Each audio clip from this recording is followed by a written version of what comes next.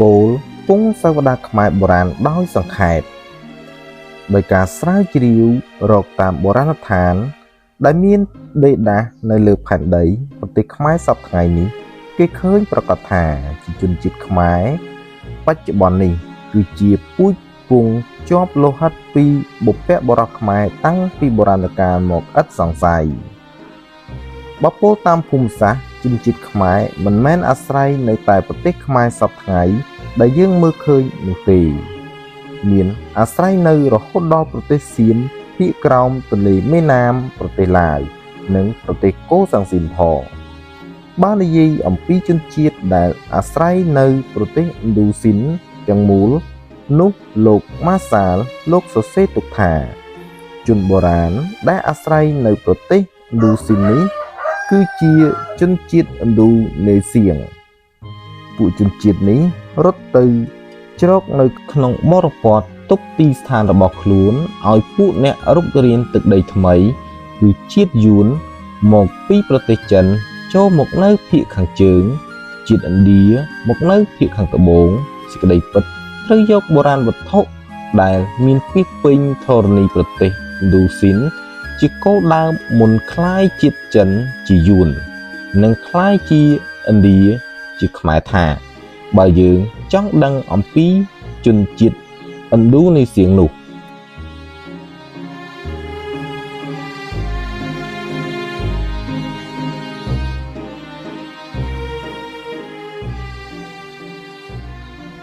តាមសេចក្តីរាយការណ៍អ្នកប្រវត្តិសាស្ត្រចិនគេឲ្យឈ្មោះជនជាតិខ្មែរថាហ្វូណនអ្នកប្រវត្តិសាស្ត្រចិននោះបានអធិប្បាយពីសណ្ដាប់ធ្នាប់ការចេះដឹងនិងព្រះរាជាកាលជំនាន់នោះឯងដោយសេចក្តីថាក្នុងរវាងពុទ្ធសករាជ843មានជនជាតិហ្វូណនអាស្រ័យនៅភាគខាងត្បូងជ្រោយកោះឥណ្ឌូស៊ីននៅក្រោមអាណាចក្រស្ដេចក្រុងចិនក្នុងពងសាវតានៃរាជវង្សសីខាងត្បូងមានសេចក្តីថារវាងពុទ្ធសករាជ1022ដល់1044មានព្រះរាជិនីនាមលាវយីសោយរាជនៅប្រទេសហ្វូណនហើយមានជនម្នាក់ឈ្មោះហ៊ុនទៀនមកពីប្រទេសឆ្ងាយបានសម្ភពមโนរស់នឹងព្រះនាងជននេះលោកប៉ូលវ៉ៃលីយ៉ូតយល់ថាប្រហែលមកពីប្រទេសឥណ្ឌាលុះដល់មកចុងសតវត្សទី9នៅខាងដើមសតវត្សទី10នៃពុទ្ធសករាជទើបមានព្រាហ្មណ៍ម្នាក់មកអំពីប្រទេសឥណ្ឌាឈ្មោះកៅដិនឬកៅដិនញៈមកសោយរាជនៅប្រទេសហ្វូណនបានរៀបចំទំនៀមទម្លាប់ប្រពៃណីប្រទេសហ្វូណនឲ្យប្រព្រឹត្តទៅតាមលទ្ធិប្រទេសឥណ្ឌាឡើងពីក្រុងហ្វូណនវិទ្យាបុរៈលោកសុដេសសរសេរថាតាំងនៅក្នុងខេត្តបាភ្នំម្យ៉ាងទៀតសេចក្តីរាយការណ៍របស់ចិនមាននិយាយថាព្រះរាជវង្សដើមកើតមកអំពីសម្ពង់មโนរស់នៃព្រាហ្មណ៍និងនាងនាគីជាបុត្រីនាគរាជពាក្យត្រង់នេះអ្នកស្រីកូរ៉ាល់រ៉េមូសាតប្រដេសជាទូប្រស្នាថាព្រាហ្មណ៍ប្រកាសជាសម្យុទ្ធស្វាមីនៅប្រទេសឥណ្ឌាឯនាងនាគីគឺជាកូនស្រុកទេសដើមកំណើតសេចក្តីរាយការណ៍នៃអ្នកប្រវត្តិសាស្ត្រចិនខាងលើនេះឆ្លើយសេចក្តីមកត្រូវគ្នានឹងពងសាវតាខ្មែរយើងពងសាវតាខ្មែរយើងសំបីមានសេចក្តីពិតយ៉ាងនេះត្រូវគេលះបង់ចោលយូរលង់ណាស់មកហើយឥតមានអ្នកណាមួយអាងដល់ឡើយសេចក្តីក្នុងពងសាវតានោះថាមានក្សត្រីមួយព្រះអង្គទ្រង់ព្រះនាមព្រះបាទអតិជវង្សគ្រងរាជឥនបតបុរីសេរីមហានគរឧត្តរភាគទ្រង់មានព្រះរាជបុត្រ5អង្គព្រះរាជបុត្រកណ្ដាលទ្រង់ព្រះនាមព្រះថោងចំណេរតមកព្រះបាទអតិជវង្សទ្រង់ព្រះពិរោធចំពោះព្រះថោងហើយទ្រង់ ត្រាស់បង្គាប់ឲ្យព្រះអនុជចោមចាប់ទាំងព្រះរាជបុត្រាស្រីប្រុសឲ្យកាត់សក់ជើងកញ្ជើបន្សាត់ពងពីទាំងអស់ហើយបណ្ដែតតាមសមុទ្រសាគរមកទើជាប់នៅឆ្នេរសមុទ្រជាផែនដីព្រះបាទអសជយរាជថ្ងៃមួយព្រះថោងស្ដេចទ្រង់អស្តរអជនេយ្យប្រពាតព្រះនគរព្រមទាំងព្រះរាជបរិពារតាមឆ្នេរសមុទ្រទ្រង់ទតប្រណិតឃើញភ្នោខ្សាច់ប្រៀបស្មើល្អក្រោមដើមធ្លកធំមួយទើបស្ដេចទ្រង់ចូលជ្រកក្រសាលក្នុងទីនោះជូនពេលនោះទឹកសមុទ្រចូលជន់ឡើងហើយលិចទីប្រពាតជាប់ស្ដេចត្រឡប់មិនបានក៏ស្ដេចទ្រង់ប្រថាប់នៅទីនោះរហូតដល់រាត្រីកាលនោះព្រះនាងនិគីជាព្រះរាជបុត្រីនាគរាជបបួលរាជបរិពារខ្លែងខ្លួនជាស្រីទេពអប្សរបវរកញ្ញាឡើងមកក្រសាលលើភ្នោខ្សាច់តាមប្រក្រតីត្រង់ដើមធ្លកដែលព្រះថោងទ្រង់ប្រថាប់នោះឯព្រះថោងទ្រង់ស្ដេចទតព្រះនេត្រឃើញនាងនិគីមានរូបឆោមលោមពណ៌ល្អក៏មានព្រះតីប្រតិបត្តិស្ម័គ្រស្មោះហើយសូមជាមេត្រីនឹងព្រះនាងនិគីព្រះនាងក៏មានសេចក្តីស្នេហានឹងព្រះថោងទើបព្រះនាងបដិញ្ញាតការថ្វាយព្រះថោងថាសូមស្ដេចទ្រង់ចាំកំណត់7ទិវាសិនស្ដេចទ្រង់រៀបគ្រឿងបណ្ណាការនាំមកប្រឌិស្ថានទុកចាំក្នុងទីនេះដើម្បីនឹងថ្វាយព្រះវររាជបិតាគង់នឹងបានសម្រេចពិតប្រាកដដោយព្រះតីប្រាថ្នាពុំខាតទូលស្រេចហើយព្រះនាងនិគីក៏ប្រសាវិលចូលទៅកាន់ពិភពនេះវិញចូលទៅក្រាបទូលព្រះវររាជបិតាមេតាតាមប្រព្រឹត្តហេតុឲ្យស្ដេចទ្រង់ជ្រាបសពគ្រប់ការព្រះបាទភុជង្គនាគរាជទ្រង់ព្រះសម្ដាប់ហើយក៏ស្ដេចទ្រង់យល់ព្រមតាមព្រះតីព្រះរាជបុត្រីលុះគម្រប់7ទិវារាត្រីហើយស្ដេចទ្រង់ជ្រែកប្រតិពីឡើងមកជាមួយអង្គអគ្គមហេសីព្រះរាជវង្សានុវង្សសកលយោធារាជបរិពារមកកាន់ទីលានកោះគោកធ្លកស្ដេចទ្រង់មានព្រះតីសោមនស្សសាទរចំពោះព្រះថោងព្រមលើកព្រះរាជបុត្រីថ្វាយជាព្រះរាជទេពីស្ដេចទ្រង់សម្ដែងឫទ្ធានុភាពស្រូបដកយកគង្គាមហាសមុទ្រត្រង់ទីស្ថាននោះទើបនិមិត្តព្រះនគរព្រះថោងនិងព្រះរាជបុត្រីឲ្យគ្រងរាជនគរគោកធ្លកស្ដេចទ្រង់ថ្វាយព្រះនាមព្រះសុនិសាថាព្រះបាទសម្ដេចព្រះទេវវង្សអស្ចារ្យ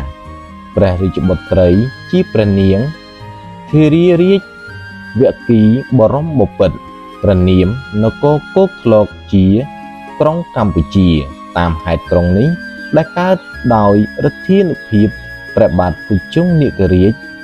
តាមដំណើរនិទាននេះព្រះបាទសម្ដេចព្រះទេវវង្សអស្ចារ្យព្រះថោងជាប្រធមក្សត្រីខ្មែរនៃព្រះរាជវង្សដើមបំផុតក្នុងក្រុងកម្ពុជាតាំងពីកាលនោះមកអ្នកប្រាជ្ញរាជបណ្ឌិតរៀបចំក្រសួងសិក្សាធិការ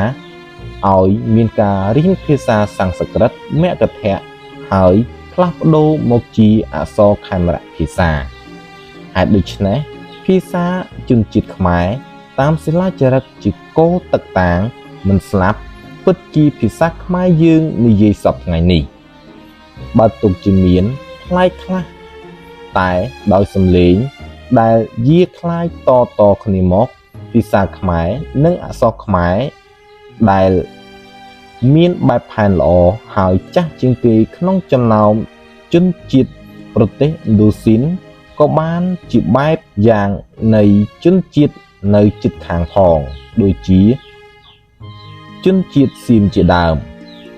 តាមសេចក្តីដែលអះអាងមកខាងលើនេះខេមរៈជាតិសពថ្ងៃនេះខ្ញុំហ៊ានពោលឥតសំចៃថាប្រកបជាប្រជាជនចោកខ្សែលោហិត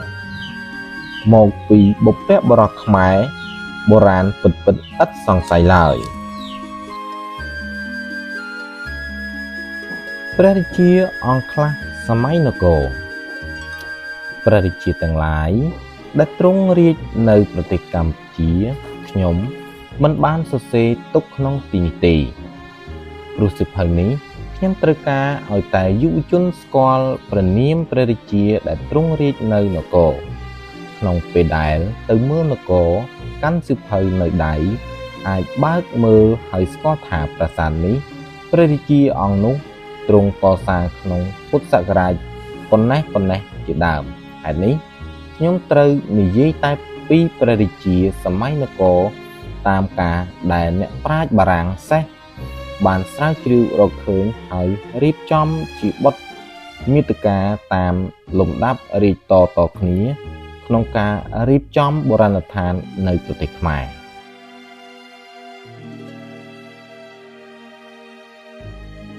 ព្រះបាទភវរ្ម័នទី1ទ្រង់រាជក្នុងសតវត្សទី11នៃពុទ្ធសករាជ1083ព្រះបាទមហេន្ទ្រវរ្ម័នចិត្រសេនាទ្រង់រាជក្នុងសតវត្សទី12នៃព្រះពុទ្ធសករាជ1093ដល់1143ព្រះបាទឥសានវរ្ម័ន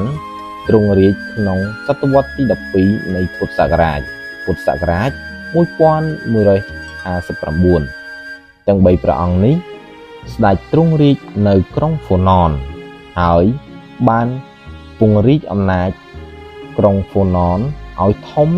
ទូលាយឡើងលុះចំណេរតមកព្រះបាទឥសានវរ្ម័នបានផ្លាស់រាជធានីហ្វូណនមកតាំងក្រុងថ្មីនៅសម្បូរព្រៃគុកឈ្មោះឥសានបុរៈតាមឈ្មោះក្នុងសិលាចារឹកស្ថិតនៅទិសឥសាននៃខេត្តកំពង់ធំប្រហែល30គីឡូម៉ែត្រក្នុងសម័យនោះគេគោរពទេវតាឈ្មោះហរិហរៈជាទេវតាក្នុងសាសនាព្រាហ្មណ៍ទេវរូបនេះមានទ្រង់ទ្រាយព្រះឥស្វរៈនិងព្រះវិស្ណុលាយចូលគ្នាហើយជាភស្តុតាងនៃការរចនាខ្មែរជាន់ចាស់យ៉ាងសំខាន់ព្រះបាទជ័យវរ្ម័នទី1ទ្រង់រាជក្នុងសតវត្សទី13នៃពុទ្ធសករាជ1207ដល់1210ក្នុងរាជនេះប្រទេសខ្មែរកើតផនប្រែបែកចេញជាពីរផ្នែកគឺប្រទេសកម្ពុជាភាគខាងលើនិងនៅខាងជើងភាគខាងក្រោមនៅខាងត្បូងកម្ពុជាភាគខាងលើតាំងពីត្រឹមភាគកណ្ដាលនៃប្រទេសលាវចុះមកកម្ពុជាភាគខាងក្រោមតាំងនៅភាគទំនាបទន្លេមេគង្គនិងដែនកូសាំងស៊ីនទាំងមូលប្រទេសទាំងពីរនេះធ្វើសង្គ្រាមទៅវិញទៅមកក្នុងកាលនោះក្នុងសតវត្សទី14នៃពុទ្ធសករាជពងសាវតាខ្មែរស្ថិតនៅអាថ៌កំបាំងក្នុងឱកាសដែលប្រទេសទាំងពីរធ្វើសង្គ្រាមដូចនេះប្រហែលជាមានការលុកលុយមកពីនគរស្រីវិជ័យផងគឺមកពីប្រទេសសូម៉ាត្រានិងប្រទេសជ្វីលុះដល់មកខាងចុងសតវត្សទី14និងខាងដើមសតវត្សទី15នៃពុទ្ធសករាជទើបព្រះបាទជ័យវរ្ម័នទី2ស្ដេចទ្រង់រាជឡើងក្នុងពុទ្ធសករាជ1393បានរួបរวมប្រទេសកម្ពុជាភាគខាងលើភាគខាងក្រោមទាំងពីរឲ្យជាផែនដីរួមអំណាចតែមួយតាមសិលាចារឹកមានសេចក្តីថាព្រះរាជាអង្គនេះស្ដេចទ្រង់មកពីប្រទេសជ្វីនគរស្រីវិជ័យទ្រង់បានរៀបចំប្រទេសឲ្យមានរដ្ឋសាសនានយោបាយល្អឡើងស្ដេចស្ថិតនៅរាជធានីច្រើនកន្លែងក្រុងដែលគេបានស្គាល់ប្រកបនោះ គឺក្រុងហរិហរឡៃតាំងនៅជាមួយនឹងក្រុមប្រាសាទរលួសជាខាងជើងទន្លេសាបស្ដេចទ្រង់បានបង្កើតឲ្យមានការគោរពទេវរាជស្ដេចទេវតាឡើងគឺស្ដេចទ្រង់លើកខ្លួនព្រះអង្គជាតំណាងទេវតាការគោរពនេះគេយកសិវលិង្គជាគោលហើយសន្មតថាជាស្ថានព្រះឥសូរអំណេះឥតពីព្រះបាទជ័យវរ្ម័នទី2ទៅព្រះរាជាទាំងឡាយក៏ទ្រង់រាជតព្រះរាជវង្សមកនៅក្រុងហរិហរឡៃនោះដែរគឺព្រះបាទជ័យវរ្ម័នទី3ទ្រង់រាជក្នុងពុទ្ធសករាជ1397ដល់1420ព្រះបាទឥន្ទ្រវរ្ម័នទី1ទ្រង់រាជក្នុងពុទ្ធសករាជ1420ដល់1432ស្ដេចទ្រង់បានកសាងប្រាសាទព្រះគោព្រះបាទយសោវរ្ម័នទី1ទ្រង់រាជក្នុងពុទ្ធសករាជ1432ដល់1453ស្ដេចទ្រង់បានកសាងប្រាសាទលលៃប្រាសាទបកងគេឧទ្ទិសថ្វាយដល់ទេវរាជស្ដេចទេវតាទុកដូចជាភ្នំគោលធំនៃព្រះនគរព្រះបាទយសោវរ្ម័នទី1ស្ដេចទ្រង់លះបង់ក្រុងហរិហរឡៃហើយមកតាំងក្រុងថ្មីនៅនគរឈ្មោះយសោធរបុរៈនៅខាងជើងសៀមរាបរាជធានីថ្មីនេះមានភ្នំបាខែងជាគោលកណ្ដាលនៃព្រះនគរក្នុងសតវត្សទី15នៃពុទ្ធសករាជគឺតាំងពីពុទ្ធសករាជ1465ឬ1471ដល់1487ព្រះបាទជ័យវរ្ម័នទី4ស្ដេចទ្រង់លះបង់ក្រុងនគរទៅប្រតិស្ថានក្រុងថ្មីទៀតឈ្មោះឈូកោខ្ជារៈជិតកោះកេរដោយមិនដឹងជាមានហេតុអ្វីក្រុងនេះស្ថិតនៅប្រហែល100គីឡូម៉ែត្រទិសឦសាននគរតែការប្រតិស្ថានក្រុងឈូកោខ្ជារៈមិនយូរប៉ុន្មានគឺមិនយូរជាង23ឆ្នាំក្នុងសតវត្សទី16នៃពុទ្ធសករាជ1487ដល់1511ព្រះបាទរាជេន្ទ្រវរ្ម័នស្ដេចឡើងគ្រងរាជ្យហើយត្រឡប់មកគង់នៅនគរវិញស្ដេចបានកសាងប្រាសាទប្រែរូបប្រាសាទមេបុណ្យខាងកើតនគរស្ដេចបានធ្វើសឹកសង្គ្រាមនឹងចាមមានជ័យច្រើនដងក្នុងសតវត្សទី16នៃព្រះពុទ្ធសករាជ1511ដល់1544ព្រះបាទជ័យវរ្ម័នទី5ឡើងទ្រង់រាជ្យស្ដេចបានកសាងប្រាសាទតាកែវប្រាសាទវិមានអាកាសប្រាសាទបន្ទាយស្រីនិងព្រះរាជវាំងក្នុងខាងចុងសតវត្សទី16នៃពុទ្ធសករាជ1553ដល់1592មានផ្លាស់រាជវង្សថ្មីឡើងព្រះបាទសូយវរ្ម័នទី1ស្ដេចឡើងទ្រង់រាជ្យទ្រង់ជាព្រះរាជបុត្រព្រះបាទលីកូជ្រោយកោះម៉ាឡេស្ដេចទ្រង់បានវាតពីពង្រីកអំណាចខ្មែរទៅដល់ក្រុងទ្វារវតីប្រទេសសៀមខាងត្បូងស្ដេចជាអ្នកកាន់ព្រះពុទ្ធសាសនាមុតមមតែស្ដេចកសាងប្រាសាទសាសនាព្រាហ្មណ៍ដែរសម្រាប់ឧទ្ទិសថ្វាយព្រះឥសូរនិងព្រះវិស្ណុដោយប្រាសាទវត្តឯកខេត្តបាត់ដំបងប្រាសាទភ្នំជីសូរនិងប្រាសាទវត្តបាសិទ្ធចន្លោះសតវត្សទី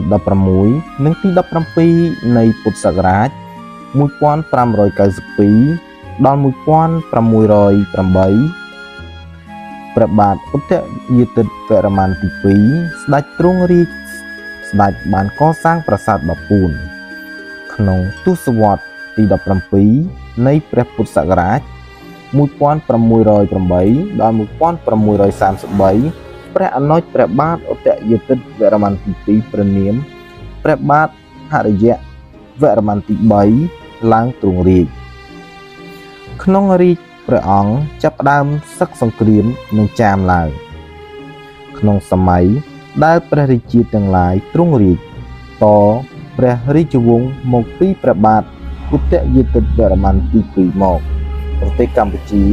កើតសង្គ្រាមនឹងប្រទេសចាមចលាចលខ្លាំងណាស់ក្នុងសតវត្សទី 17 នៃពុទ្ធសករាជព្រះបាទ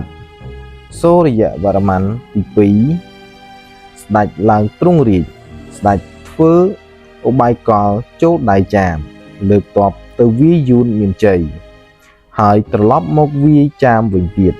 ទ័ពខ្មែរចូលលុកក្រុងវិជ័យក្រុងចាមចាប់ស្ដេចចាមជាឆ្លើយបានក្នុងពុទ្ធសករាជ 1688 ការឈ្នះសង្គ្រាមចាមគ្រានេះមិនយូរប៉ុន្មានក្នុងពុទ្ធសករាជ 1692 ចាមលើកទ័ពមកលុកក្រុងខ្មែរវិញក្នុងរាជព្រះអង្គស្ដេចបានកសាងប្រាសាទនគរវត្តក្នុងរវាងពុទ្ធសករាជ 1695 ក្រោយស្ដេចទីវង្គតទៅប្រទេសកម្ពុជាកើតផុនប្រែក្នុងពុទ្ធសករាជ 1710 ចាមចូលមកលុកក្រុងនគរដុតផ្ទះលំនៅតិចទីអស់ជាច្រើនក្នុងសតវត្សទី 18 នៃពុទ្ធសករាជ 1724 ព្រះបាទជ័យវរ្ម័នទី 7 ស្ដេចឡើងកាន់រាជបល្ល័ង្កស្រមោលសុកសិង្សានចូលមកដល់ក្នុងកាលនោះស្ដេចចាប់ធ្វើសឹកសង្គ្រាមសងសឹកចាមវិញស្ដេចបានរាជបុត្រព្រះអង្គគឺព្រះបាទឥន្ទ្រវរ្ម័នទី 2 ជាវរៈបុរសជំនួយស្ដេចលើកទ័ពចូលទៅលុកក្រុងចាមឡោមព័ទ្ធចាប់ស្ដេចចាមជាឆ្លើយបានហើយស្ដេចតាំងព្រះរាមថ្លៃជាស្ដេចទ្រង់រាជនៅនគរចាមតាំងតែពីពុទ្ធសករាជ 1746 ដល់ 1763 ប្រទេសចាមធ្លាក់មកជាប្រទេសរាជខ្មែរក្នុងរាជព្រះអង្គនេះព្រះរាជាអាណាចក្រខ្មែរធំទូលាយណាស់លាតពេញលើទីទំនាបទន្លេមេគង្គដល់ក្រុងវៀងច័ន្ទប្រទេសលាវនិងក្រុងទ្វារវតីប្រទេសសៀមព្រះបាទជ័យវរ្ម័នទី 7 នេះព្រះអង្គជាស្ដេចសឹកដ៏លើសជាស្ដេចអ្នកស្នងកសាងប្រាសាទដ៏លើសជាស្ដេចរដ្ឋបុរសមានឈ្មោះល្បីស្ដេចបានកសាងប្រាសាទព្រះខ័នប្រាសាទតាព្រំប្រាសាទបន្ទាយក្តីប្រាសាទបាយ័នជីកស្រះសន្ធុព័ទ្ធជុំវិញក្រុងកសាងកំពែងធំសម្បើម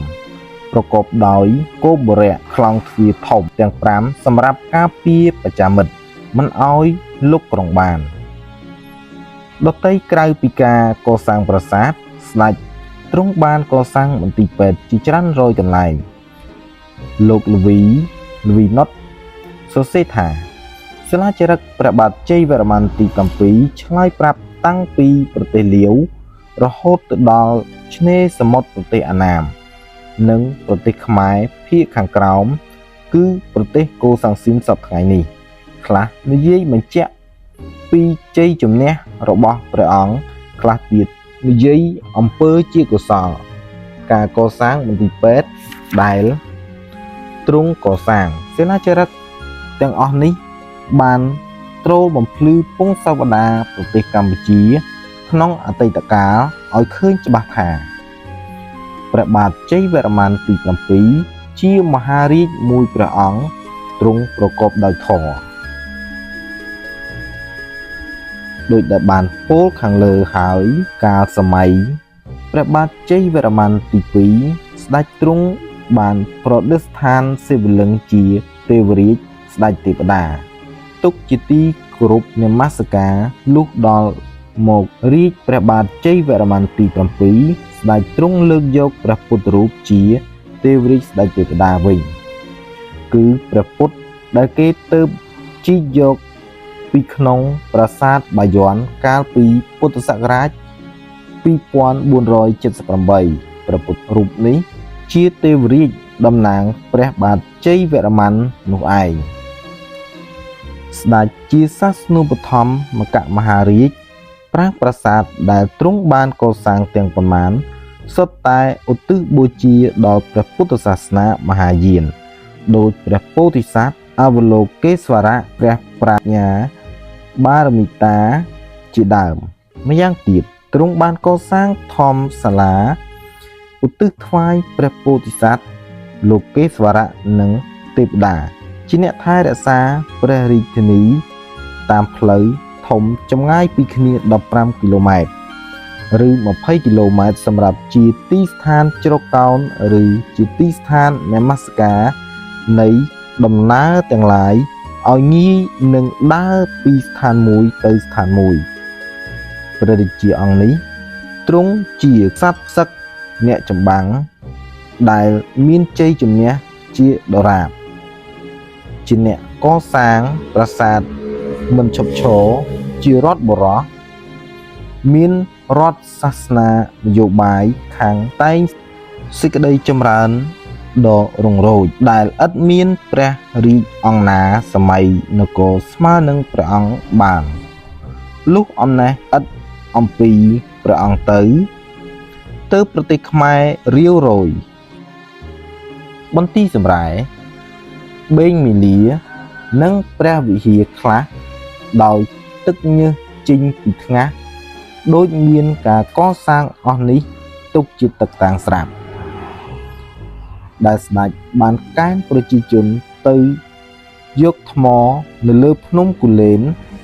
ដឹកនាំថ្មធំយកមកបន្ទប់ធ្វើប្រាសាទឆ្លាក់ជាក្បាច់រំលេចភ្ញីជាគ្រឿងអលង្ការត្រូវនឹកគិតដល់ប្រជាជនដែលទ្រង់កេណ្ឌយកមកប្រើប្រាស់ឲ្យធ្វើការហាក់ដូចជាអ្នកមានមហន្តោសក្នុងការកសាងប្រាសាទទុកជាយុស័កព្រះវររាជនគរព្រះវររាជនីឬមកុដរាជកុមារដែលការកសាងឥតមានការហាត់ទុកមុននិងការងារគ្រាន់តែយកគេឈ្មោះមិនមែនតែជាងអ្នកកសាងប៉ុណ្ណោះឡើយត្រូវគិតដល់ព្រះរាជបរិពារនៃព្រះរាជនីនោះផងដែលបានកេណ្ឌសួយសារអាករពីមនុស្ស8,800,000 នាក់ត្រូវគិតដល់សួយសារអាករដែលស្ដេចអង្គនេះបានប្រមូលយកមកអំពីប្រជាជនធម្មតា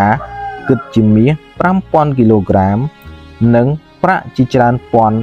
មិនគិតដល់វត្ថុឯទៀតដែលសម្រាប់ទេវបូជានោះឡើយដោយហេតុនេះប្រទេសកម្ពុជាក្នុងទីបំផុតសតវត្សទី18នៃពុទ្ធសករាជជាប្រទេសដ៏រុងរឿងឬត្រង់នេះយើងត្រូវនិយាយថាសេចក្តីរុងរឿងនេះបានមកដោយឈាមជ័រនៃព្រះរាជាស្ថិតនៅលើច្បាប់ហើយចង់បានតែកិត្តិយសកិត្តិនាមយើងពិនិត្យមើលមិនឃើញពិតប្រាកដថាប្រទេសខ្មែរជាប្រទេសមានទ្រព្យសម្បត្តិស្ដុកស្ដំឡើយតាមដែលយើងមើលឃើញនឹងភ្នែកយើងឃើញតែដុំថ្មដែលកសាងតាមព្រះរាជហឫទ័យនិងសាង